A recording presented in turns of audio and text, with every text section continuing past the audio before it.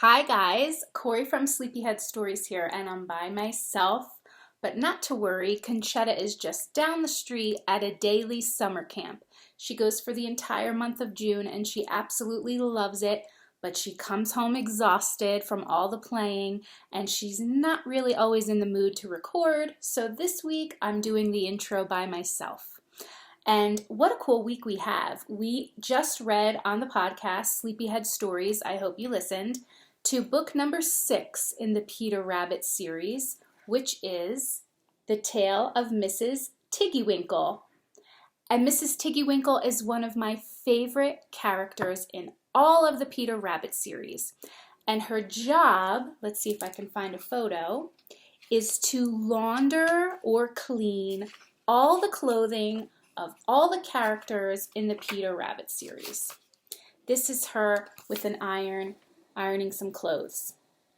So, inspired by Mrs. Tiggy-Winkle, we are going to show you how to make your own bubble mixture at home, and then we're going to show you how to make gigantic bubbles that are the size of your body. Of course, you have to do this outside in your gardens or your driveways or in a park.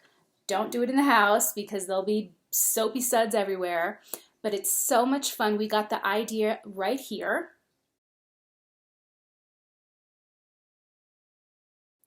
And we had to try it in honor of Mrs. Tiggy-Winkle, one of my favorite characters. So let's get started. First, you're going to need a bin or a pitcher or anything, a basin that can hold water, and pour 6 cups of water inside. Next, you're going to take a half a cup of any dish soap you have in the house. We use Dawn Ultra Concentrated here. Then you're going to pour in a half a cup of cornstarch. Next is a tablespoon of baking powder, not baking soda. And last is a tablespoon of glycerin or vegetable oil. Now we need to make sure we stir these ingredients up really good. It may take a while to get the cornstarch and baking powder to dissolve, but just keep stirring very slowly as to not create a froth.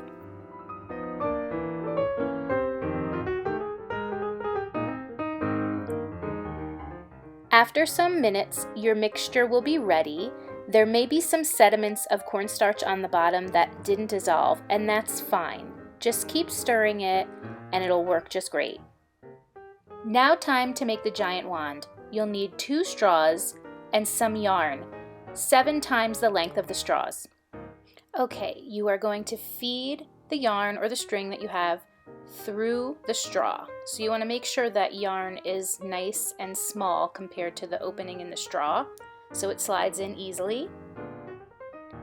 Go all the way through one end of the straw, and then feed that end right into the second straw. Okay, now after you've thread the string through both straws, you're just going to tie a simple knot, and then you will have one big bubble wand loop.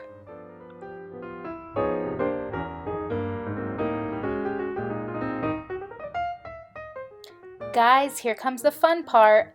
Dip those bubble wand loops in your bubble mixture and have some fun. Make sure to spin, walk backwards, run around. Just experiment and have fun. Whatever works best for you. There's no right or wrong way to play with this stuff.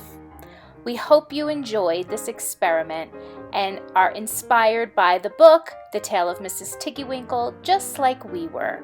Remember to listen to Sleepyhead Stories anywhere you can hear podcasts, and don't forget to subscribe.